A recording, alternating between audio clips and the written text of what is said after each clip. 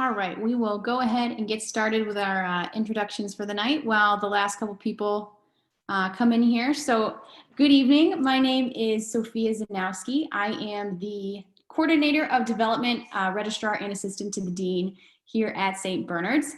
I also do a lot of work with our IT and technology infrastructures, so I want to give a brief run through of the format of this event since it is a little different than what you might be used to. So if you have ever been to our other series on Zoom called Words with Wine, you know that those are a bit more casual. We leave a lot of time for Q&A and audience interaction. But for this three-part series of Theology and Culture, we decided to change it up and do things a little bit differently. So in order to allow our presenters to thoroughly prepare, and in the interest of time, given just how broad and important this topic is, we decided to not hold a live Q&A at the end of the event. Instead, there was a survey located in your registration confirmation email where you could submit anonymous questions ahead of time in lieu of the Q&A. So the presenter has used that feedback to kind of craft his discussion for tonight. You'll also notice that all participants have been muted without the ability to unmute yourselves. And also anything you put in the chat box will only go to me and not the rest of the attendees. So if you experience any technology issues, just feel free to throw them in the chat and I'll be monitoring that. Now, because of this changed format, you may leave the event with more questions than answered. And that is kind of the point. And we hope that Dr. Chapp does spark a lot of thoughts, a lot of critical thinking, a lot of ideas. And if that's the case, if you leave and you're still wondering more and you still want to engage with this topic, I invite you to the third event in our series on November 2nd with Dr. Rodney Hauser.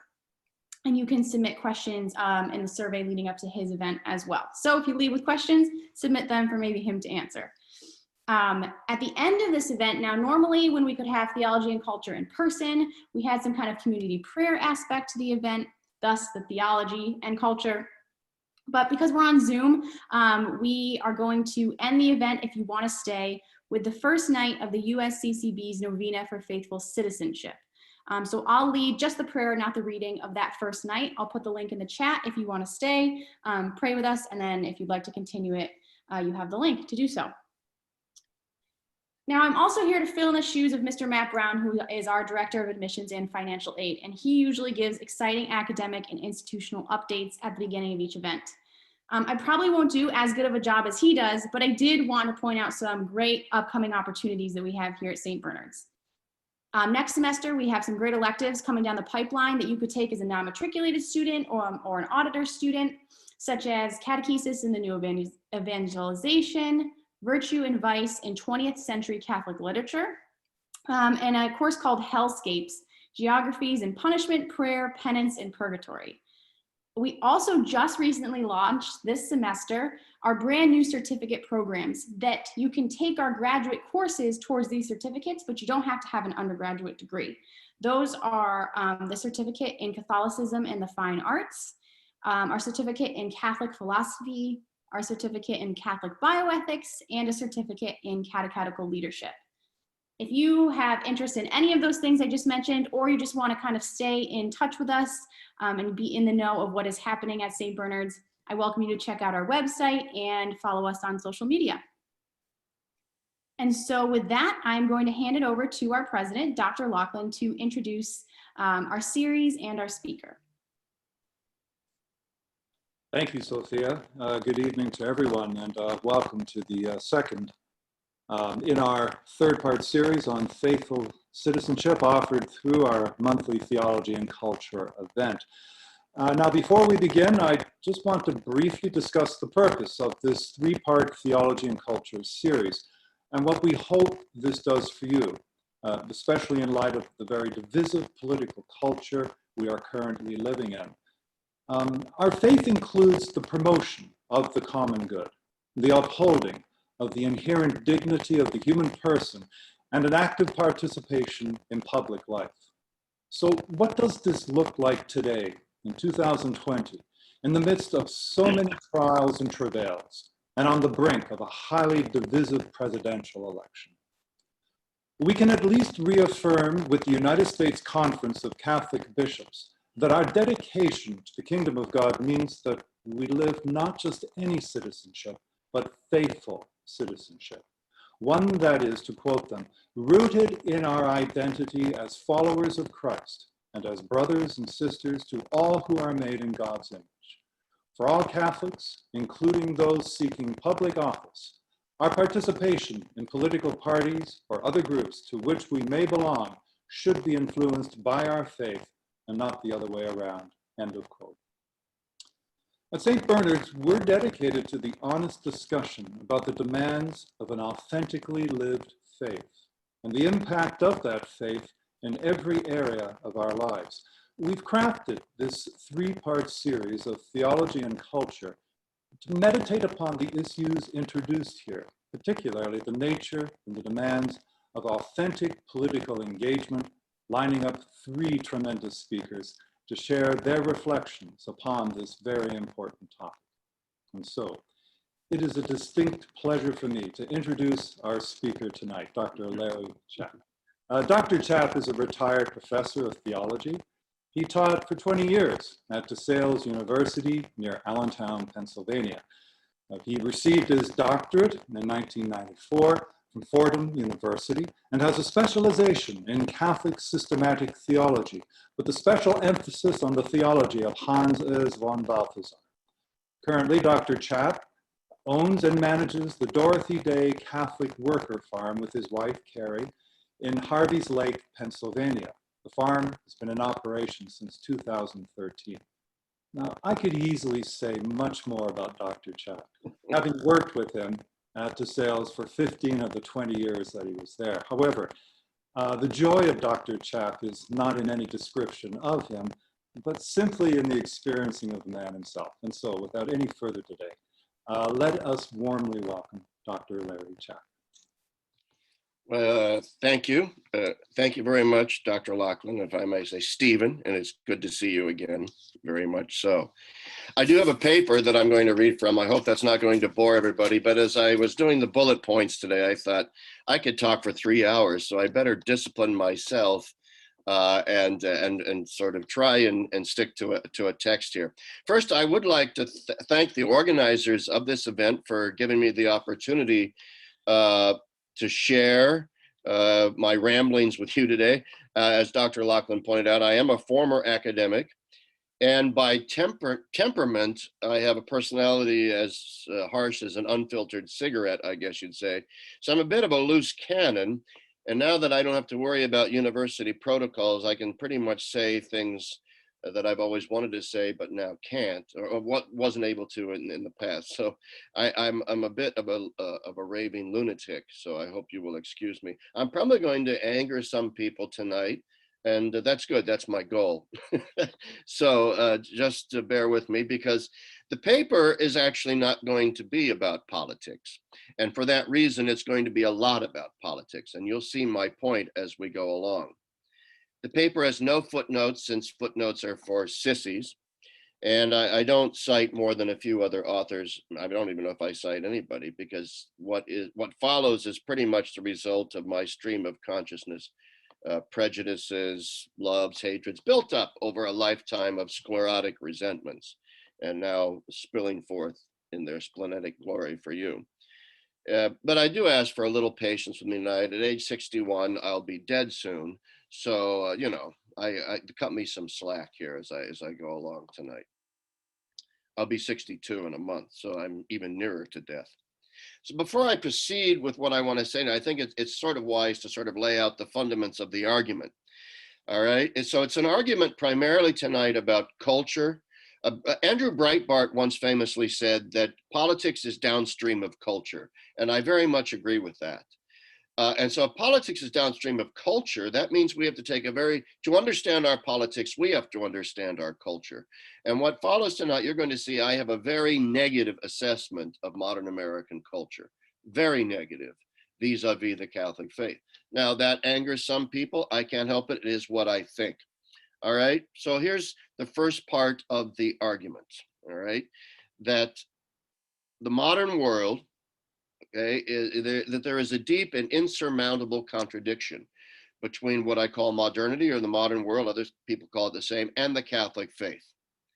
And by modernity, I mean that specific set of intellectual prejudices born in the Enlightenment that have evolved into our current state of normative secularity.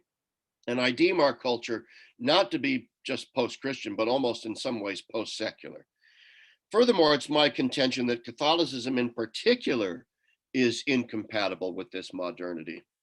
Since modernity, as the historian of the Enlightenment and modern liberalism, Pierre Monet has pointed out, modernity evolved specifically as a reaction against Catholicism in very many ways. That's point number one. Point number two, this secularity, the modern world that is in some ways so incompatible with the Catholic faith, that world is animated by the idea that only science and empirical science gives us access to the real. And this is a very important point. Not that science is one aspect of the real. Science gives us the only true account of the real. And religion, art, literature, philosophy, history, they don't. The arts do not give us they give us an account of our subjectivity, but not of the truly real. Science is what scopes out the real for us. Third point is that this worldview of modernity is the myth of the Enlightenment is that there is an inevitable progress from primitive religion through a kind of adolescence in philosophy into the modern brave new world of science and secularity. That narrative of progress is itself not true. It is simply a rival mythology to that of Christianity. And my fourth point, and this is the specifically political point and have to do with faithful citizenship and all whatever we want to talk about in that regard, that a Catholic cannot subscribe to this progressive worldview without living a lie. That Catholics must develop instead a broader politics, not with our narrow electoral politics as such, but a broader politics centered on cult, culture, and cultivation, the famous phrase of Peter Morin, who helped start the Catholic worker movement. All right, so point number one, let me begin with the distinction. In what follows, some might assume that I'm claiming the Catholic faith is incompatible with everything that our modern life has to offer. And that's simply not true. I like flush toilets, dental anesthetics, antibiotics, and Cheetos. Cheese puffs being indisputable proof for God's existence, by the way. No, so it's not just a two-court rejection of the modern world. What I mean by modernity, rather, is a definite set of philosophical ideas born of the 17th and 18th centuries in the scientific revolution. And it has taken over just about every aspect of our culture, our government, our industry, our entertainment, our schools, and it has shaped every aspect of modern life. So let me begin with an assertion and a set of assertions to drive home a certain contrast between the way things used to be and the way the things they are now. Think about do this little thought experiment, and it seems like maybe going back to elementary school thinking, but this is something we often forget. If an infinite transcendent God exists, that God exists, then let's get into our brain something important here. That God is the most real thing that is. And if that God is the most real thing that is, then that God is the most important thing that is. Likewise, if God exists and is the most real and most important thing that is, then the entirety of the world we inhabit, including ourselves, finds its source, reality, and ultimate fulfillment in this God. In other words, if God exists as the most real and most important thing that is, then we must affirm that this world is not a self-enclosed and self-sufficient explanation unto itself, but is precisely as nature in need of a meta-historical and metaphysical explanation in a supranatural realm in order to remain what it is most naturally. So in other words, and contrary to modern thinking, to grow closer to God is to grow closer to ourselves, not the opposite. Okay? The closer to God I get, the more human I become. And therefore, that means that the inner dynamism of our souls, and therefore of human history, is only oriented to one of two trajectories. And this is central to my point here tonight about politics. Our souls are either, because God is real, God exists, the most real and most important thing that is, and therefore is our source and our goal and our fulfillment. We are either trending towards that God or we are trending down towards our libidinous desires. There is no middle ground. There is no stasis. There is no holding in some sort of secular middle, as John Milbank, the suspended middle with regard to grace, okay? We're either trending up or we are trending down. As St. Augustine pointed out, he called the trending down the libido dominandi, right? Which is the spirit of consumption, acquisition, possession, and the fulfillment, often by whatever means necessary, of our worldly appetites. There are no other options. Furthermore, and following from these assertions with strict logic with regard to God and existence and his importance, if this God exists, and therefore is the fulfillment of our truest selves in a higher register of being, then as the theologian Nicolas Gomez Davila has pointed out, prayer is the most rational act a human being can engage in. Prayer here defined as our mind's attempt to find itself in God and all the subcategories of that. Prayer becomes therefore not a subjective and a superficial piety, an all too common aspect of modern Catholicism, but the constitutive substance of the rational act as such. Prayer is rational. It is the constitutive substance of the deepest rational act as such.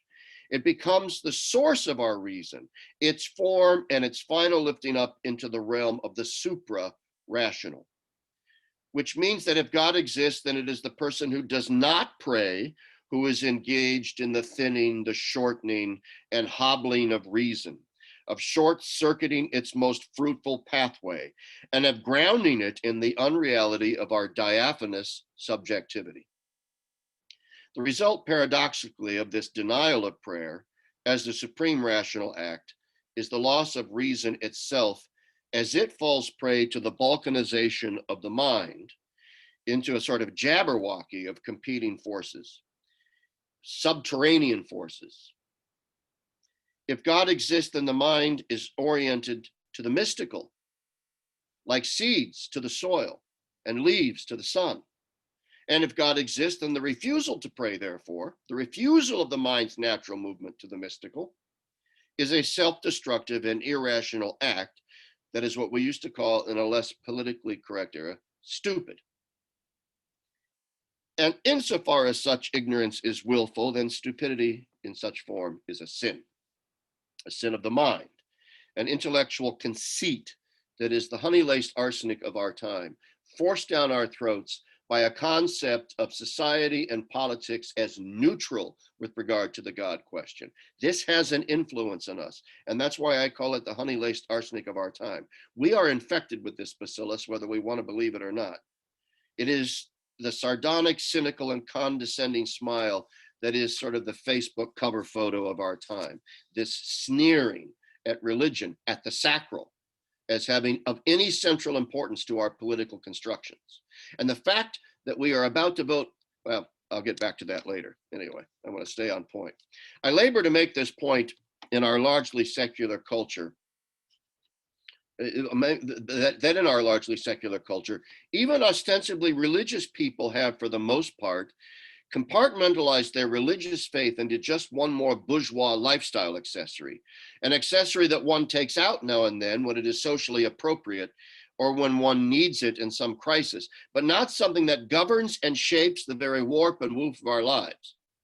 And this has to do, therefore, with how we approach faithful citizenship in politics. If our faith has informed the warp and woof of our lives, and we have nothing to bring to the political domain, our faith, if it is simply a halfway house of bourgeois compromises, is simply largely a bet hedging distortion of Pascal's wager, but in a largely attenuated and legalistic form. I'm sort of guilty of this myself. I'm a leper preaching to the lepers here. I'm so infected with this stuff, it's not even funny. Spiritually, I'm like, I like to say, I'm like Gollum from Lord of the Rings.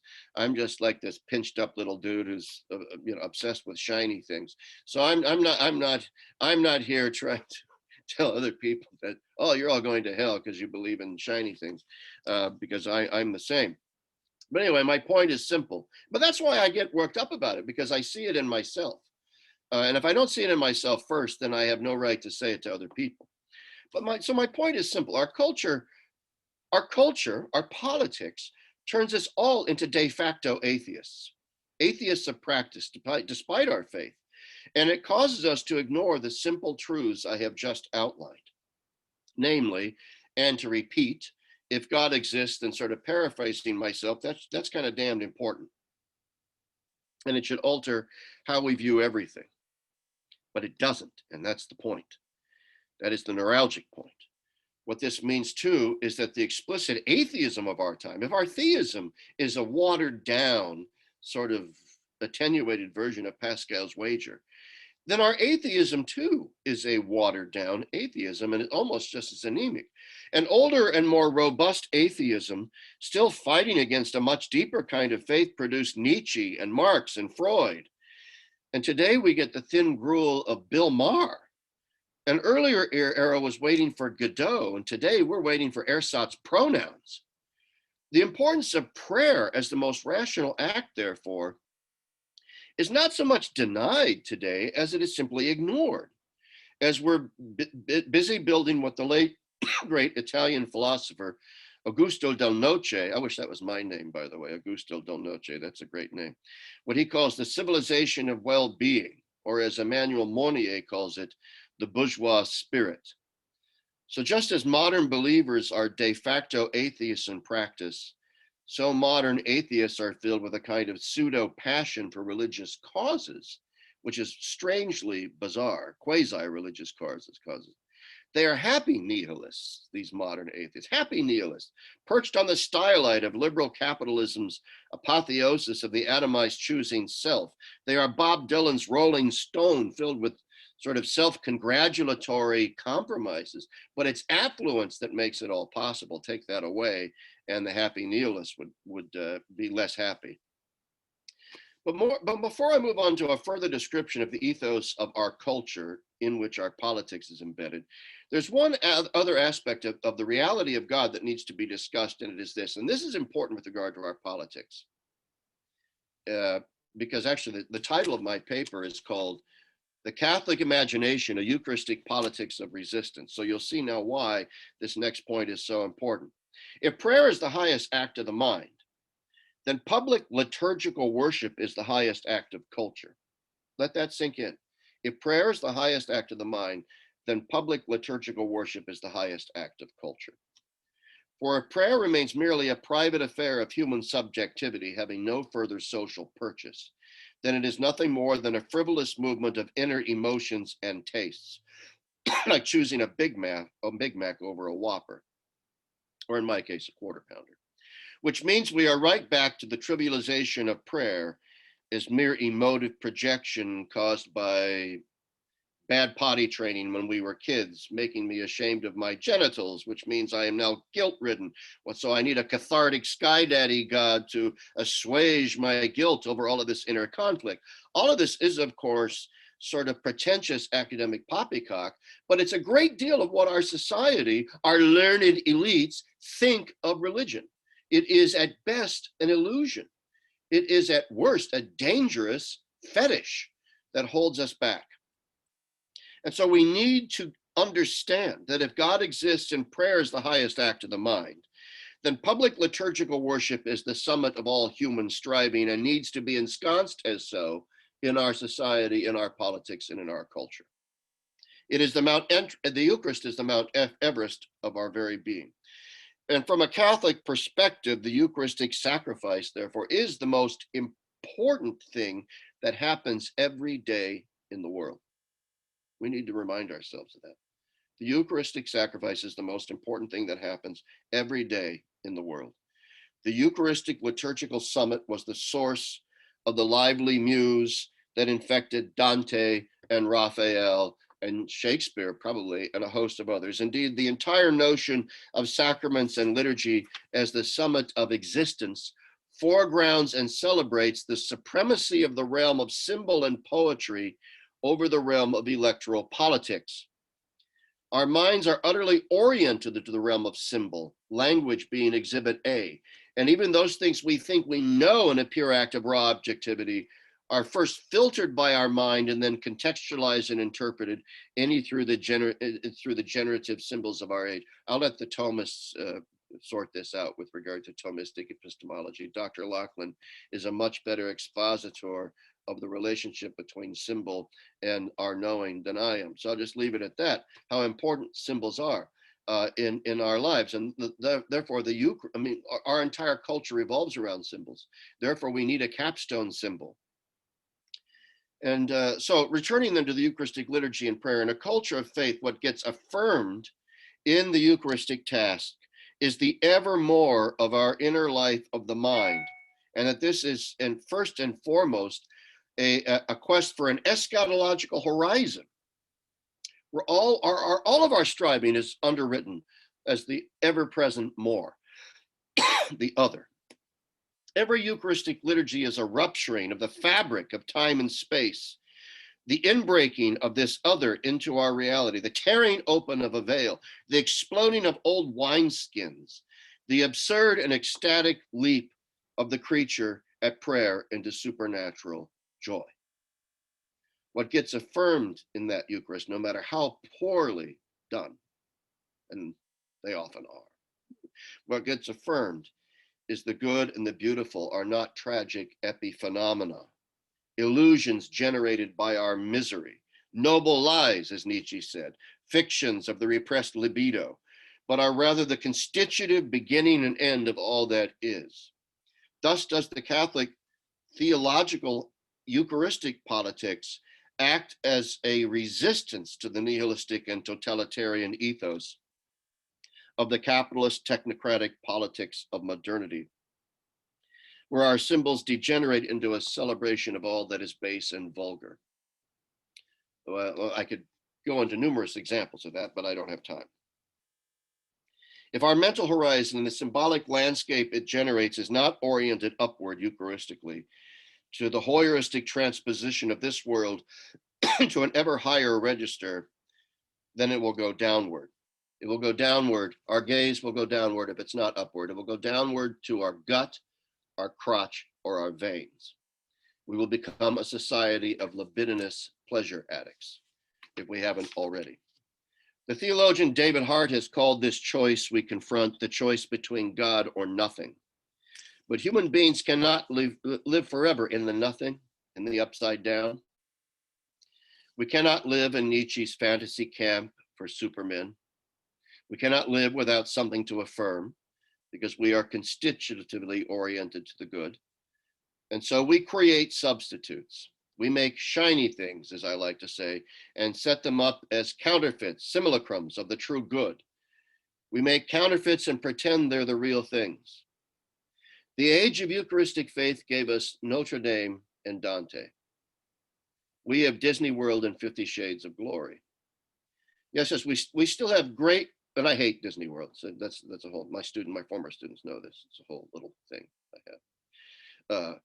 Yeah, we still have great literature and art even today. But where it exists, it does so, my contention is in virtue of being better than the culture that produced it. Just as each one of us is capable of great moral action that goes beyond my own grotesque parody of virtue. Right. My second claim, that modernity is incompatible with Catholicism and it's rooted in science. We'll come back to that. The claim is that the entirety, therefore, of the Western socioeconomic political system is predicated in a foundational way on a profound and tragic falsehood. In other words, our politics is predicated on a profound and tragic falsehood. And there's no way of getting around this fact, no way of meeting it sort of halfway. And here's the falsehood. There's it's an unfolding logic. It's a first principle shared by every major governmental and economic institution in this country, and it stands in total contradiction to the importance of God and the Eucharist I just described. This false first principle can be stated simply, and then its logical conclusions can be teased out as follows. First, God is irrelevant to the construction of government and our public life together. What else does our constitutional order mean? And if it doesn't mean, at the very least, that on the official governmental level, in terms of how we organize our government, God is irrelevant to that construction. We can allow for freedom of religion, as we're going to see in a minute. That doesn't amount to a whole lot historically as it unfolds.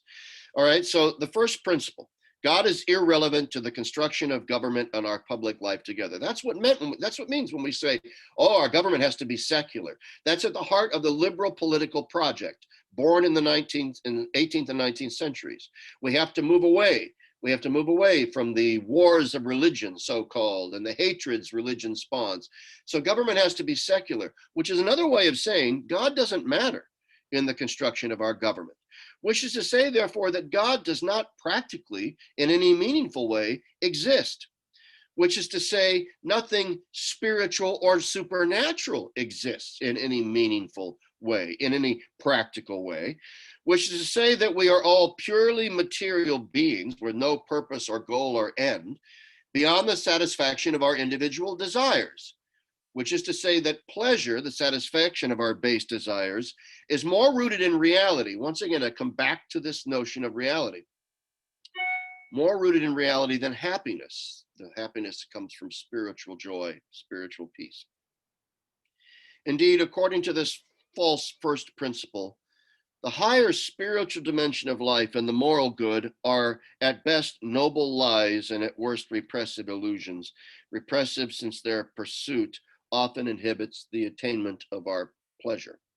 Okay, I wrote in a different essay somewhere, and I'm off script here right now, but it's actually an essay I'm working on. If you had told my father in 1965 that in 30 short years, 40 short years, pornographers would be lionized as champions of the First Amendment, and the Boy Scouts would be vilified as homophobic Hitler youth, he would have thought that you were insane. Okay, and here we are.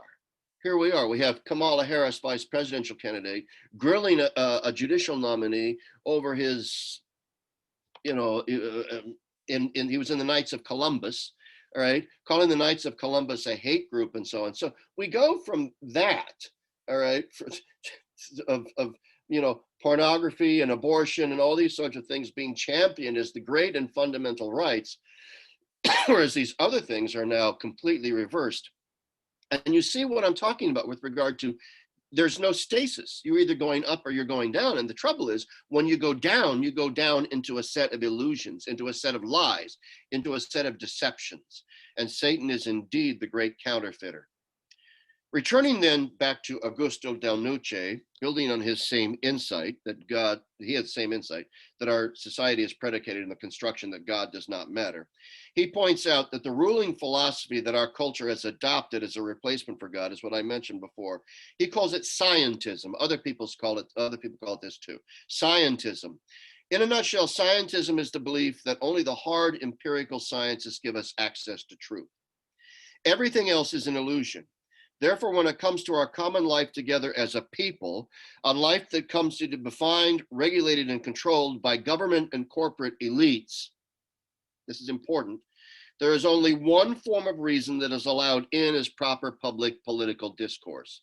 And it is the language of science, the language of empiricism, the language of secular reason, but secular reason imbued with scientism. Therefore, given our reduction too of our life these days to economics, what the elevation of science and secular reason really means is the ascendancy of applied science or technology to pride of place. Every aspect of our social life thus comes under the purview of governmental control, and all culture and every form of reason becomes a function of politics.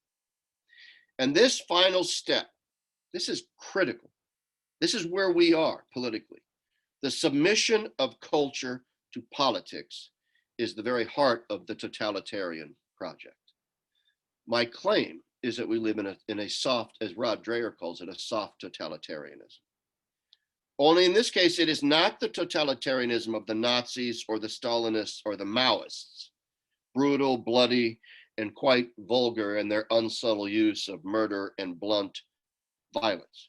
No, our totalitarianism, as I said, is the soft totalitarianism, a much more seductive totalitarianism of techno-nihilism, where our base bodily desires form what I call a collective of concupiscence, which the government regulates and the economy inflames. Our future is thus most likely to be a dystopian one, not utopian, dystopian, but it won't be the dystopia of the concentration camp. It will be rather the dystopia of Huxley's Brave New World with a sort of aesthetic dose of Disney World, Disney, family values, whatever, just to make it palatable. You might think, oh, geez, Chapp's unhinged. This is all an exaggeration. I don't think it is. It's the logical conclusion of scientism, no matter what our elites might say about our bold new future. This is where we're going. Implanted chips in our brains, tracking us with facial recognition, tracking us with retinal scan, tracking us with everything that they have. They're probably tracking us right now, right through this stupid Zoom screen as we speak, so we should shut it off. But I sit here with my iPhone listening too, so I'm sure Zuckerberg's listening in as we speak.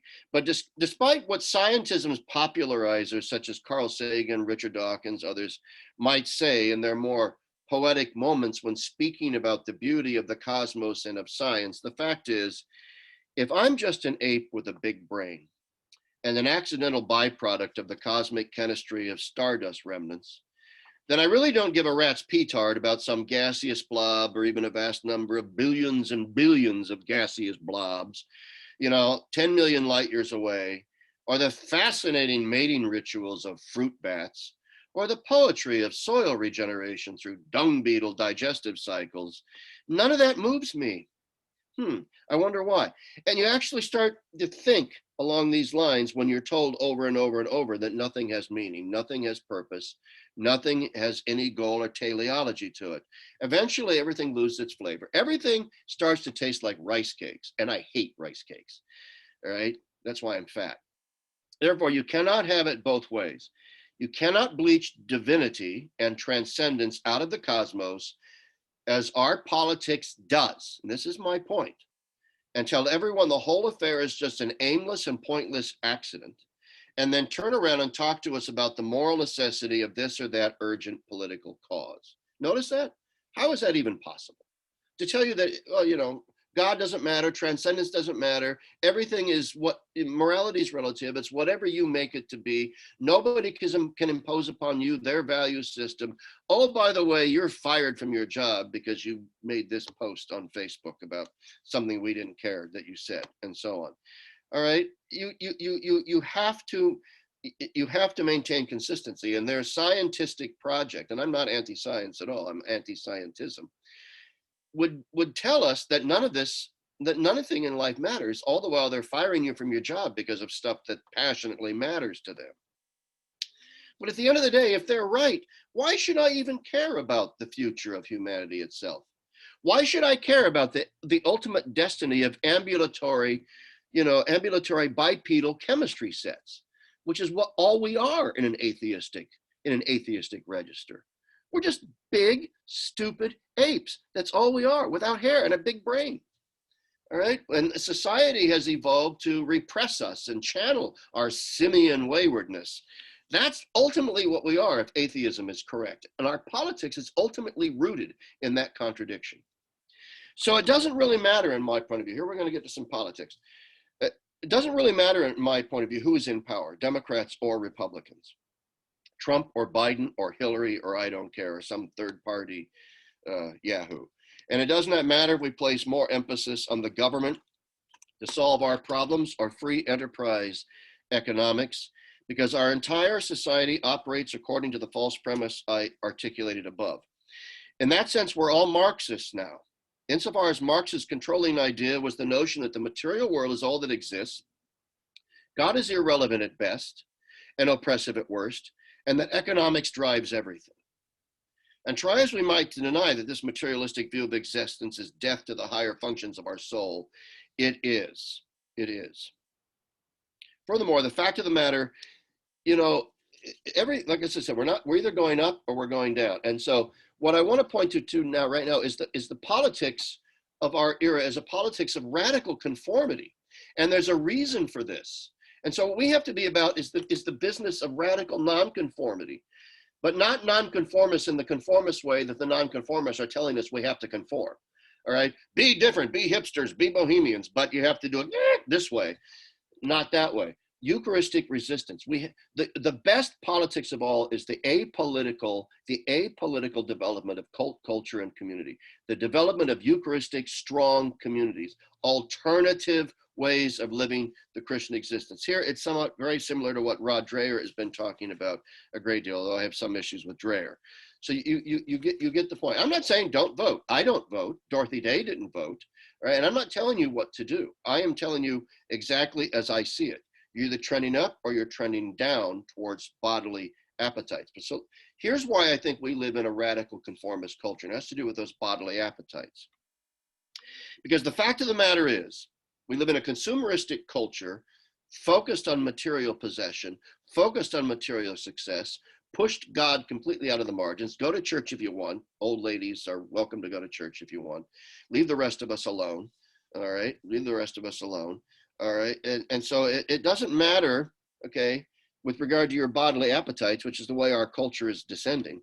It doesn't matter if you are rich or poor, gay or straight, fat or skinny, old or young, or what race you are, because we all share the same bodily appetites. Every single one of us shares the same basic bodily appetites. And so it doesn't matter if your ethnicity or your political party. It's the great equalizer. It doesn't matter if you like the brain-dead banter of Fox and Friends in the morning, or the vicious and pompous self-importance of the moronic ladies on The View. Either one, they're all the same. They're all the same. Okay? Once you take away the idea that because all they're trying to do is sell you commercials on those shows, right? That's all it's about. If they could pitch murder and it sold commercials, that's what they would do. If they thought they could get away with it and there would be no outrage. Once you take away the idea that human nature has a spiritual side that trends upward, all right. You are, as I said, you are trending downward. But we ignore this downward spiral of our culture at our great peril. We become, in other words, when we become nothing but libidinous pleasure addicts, boring. We all become the same. We become this homogenized goo. Right? The irritating thing about all of this, of course, is that it is just so puerile and shallow and boring, with little justification for its pretentious dismissal of God or the good. And it is unbearably drab, right? It is just shoddy, shabby and shoddy, both. Is there any, I almost said something else, but I won't do. Is there anything, I'd like to say this, and I'm sure we all have experience of this. Is there anything more pitifully horrible than being forced to sit to listen to somebody drone on and on about their sexuality? Do you even care? I don't even care about my sexuality that much, let alone somebody else's sexuality. And yet, this is what our society has come to. It's boring. I don't care about your sexuality anymore than I care about your choice in hamburgers. I by contrast, and here's my point, people only really become interesting when they differentiate themselves from one another as true individuals. And this is Thomism 101. Excuse me, my sort of allergies are kicking up today. People only become interesting when they differentiate themselves by developing the higher functions of their soul, which is where we are truly individuated one from the other. And this is done in many ways still today because we are spiritual beings. And we do seek this spiritual dimension of our lives, but it is diminishing.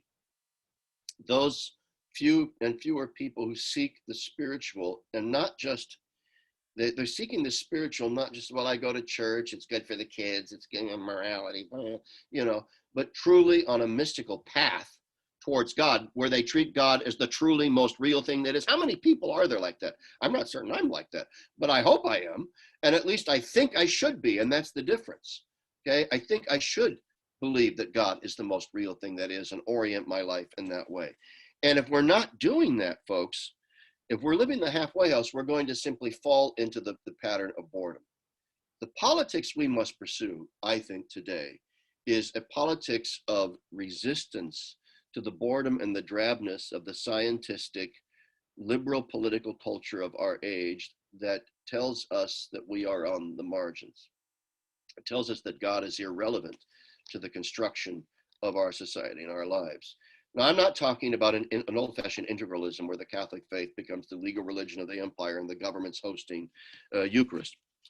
Quite frankly, I'm not certain. This is the problem. This is the burden of anybody like me who's going to be critical of our current regime, our current politics, our current way of doing things. You're always therefore confronted with someone who says, "Oh, what's your answer then? What's your solution?"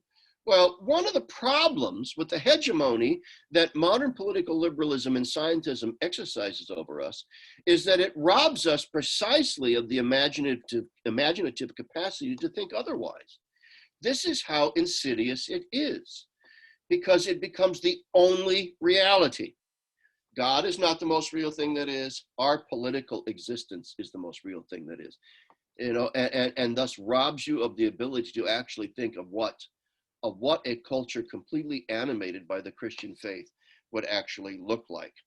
But I do think that that is what we have to be working towards. I'm running out of time a little bit, so I'm going to move ahead then. What we see, therefore, is going to be, I think, what's in our future.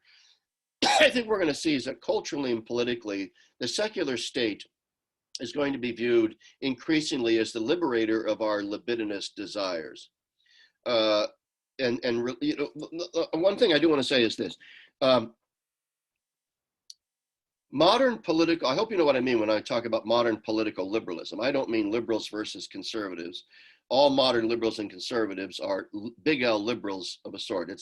It's a philosophy, a political philosophy that emerged starting in the 18th century, that was really a result of the fracturing of Christianity in the Reformation. And in that was developed a certain notion that governments should be secular. It means a lot of different things, and not all of it bad. But one important thing is that God really is to be banished from any central role. You can have freedom of religion in different cultures, ensconced it in different ways. But at the best, religion has to be domesticated. It has to be tamed, because at the heart of the modern political project is a myth, a primordial myth of violence, or a myth of primordial violence would be a better way to put it. Namely, that humanity is fractured by religion. Humanity is fractured by meta-narratives. Humanity is fractured by grand ideologies and narratives.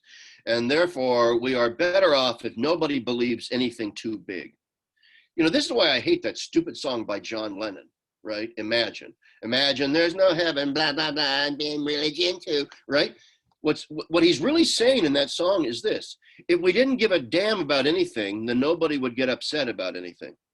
If we didn't care about anything, then we could really be at peace with each other. And what he's ultimately really saying, therefore, why can't we all just get along? Can't we all just get along on the level of our libidinous desires?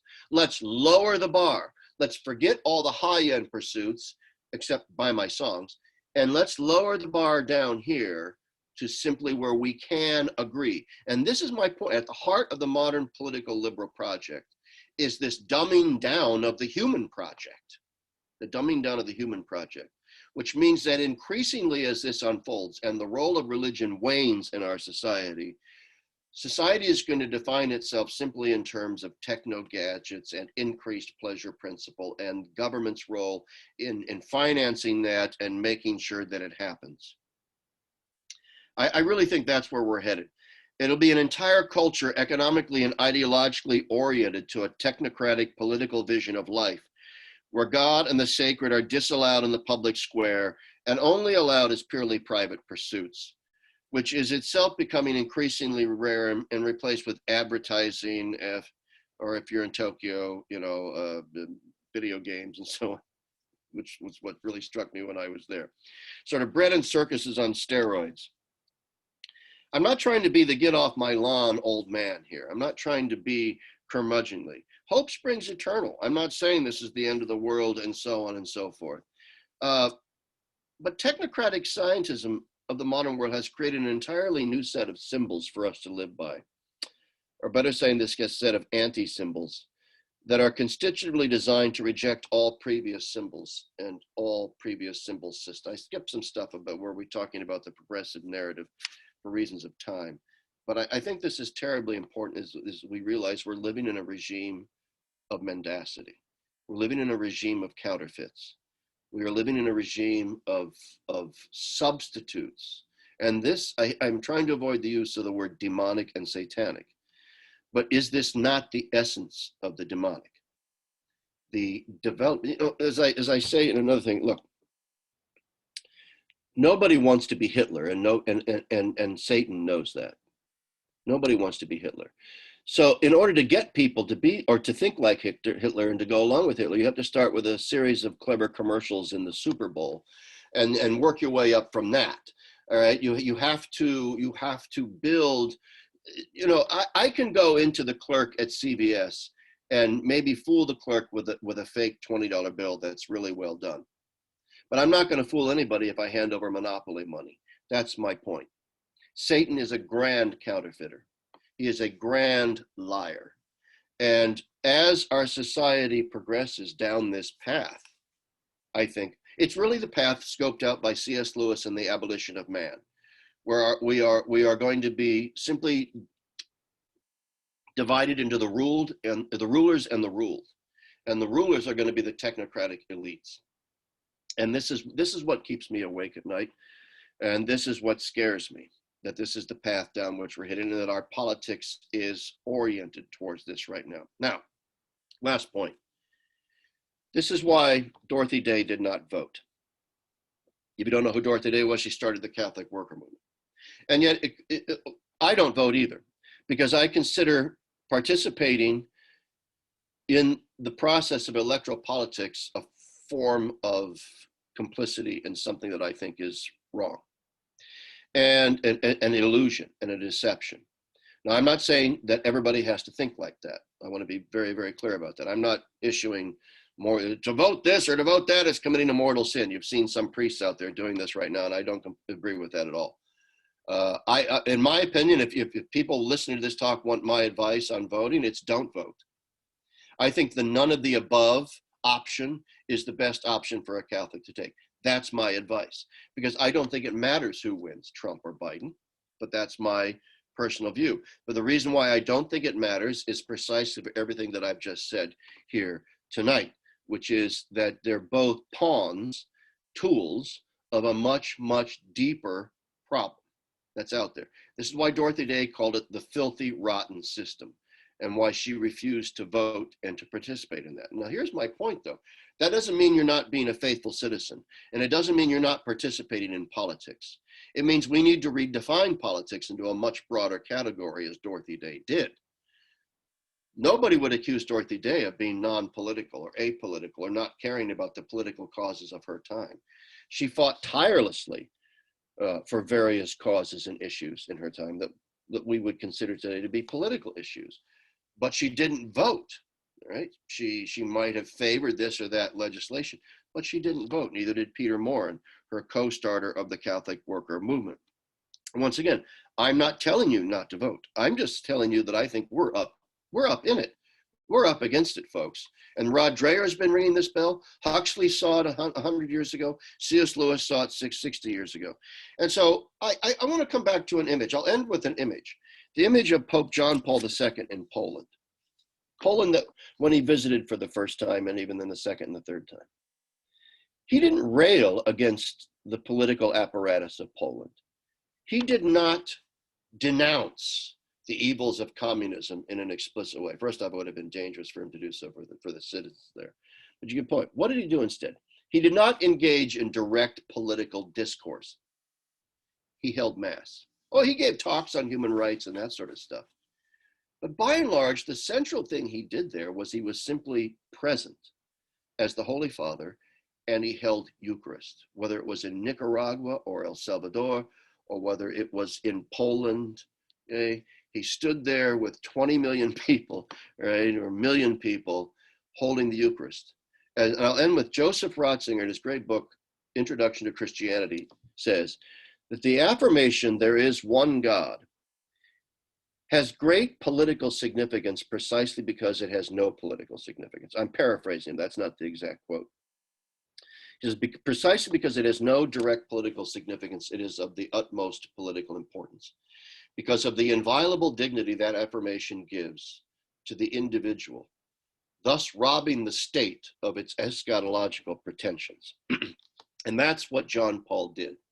He robbed the modern, illegitimate communist states that he was in of their eschatological pretensions by holding the only true eschatological event on earth, which is the Eucharist. So my advocacy for us politically is be involved, be there, get involved in your communities, in your churches, and so on, and vote if you want to. Vote if you think it's important. I don't think it is, and I'm roundly condemned for that by many. But that's my position. I'm sticking with it. But anyway, that's my spiel for the evening, and I'm done. Thank you, everyone.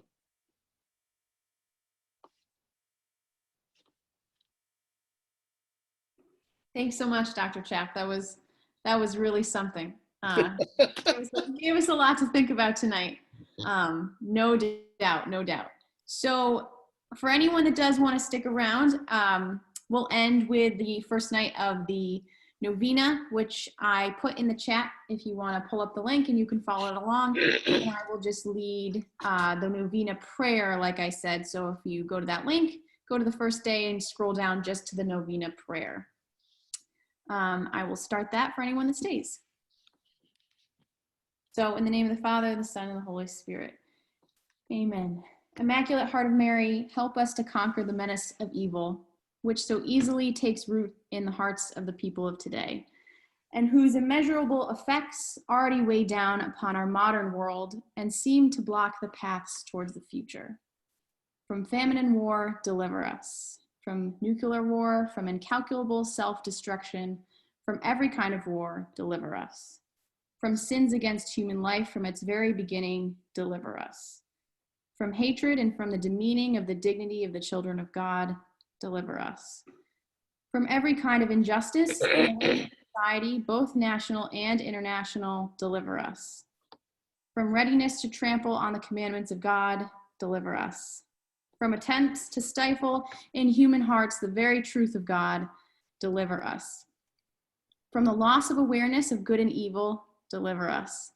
From sins against the Holy Spirit, deliver us. Accept, O Mother of Christ, this cry laden with the sufferings of all individual human beings, laden with the sufferings of whole societies. Help us with the power of the Holy Spirit conquer all sin, individual sin and the sin of the world, sin in all of its manifestations. Let there be revealed one more in the history of the world, the infinite saving power of the redemption, the power of merciful love. May it put a stop to evil. May it transform consciences, and may your Immaculate Heart reveal for all the light of hope. Amen. Father and Son. Amen. Thanks again to Dr. Chapp. Thank you all for being here tonight. All right. Have a good one. Bye-bye. Bye.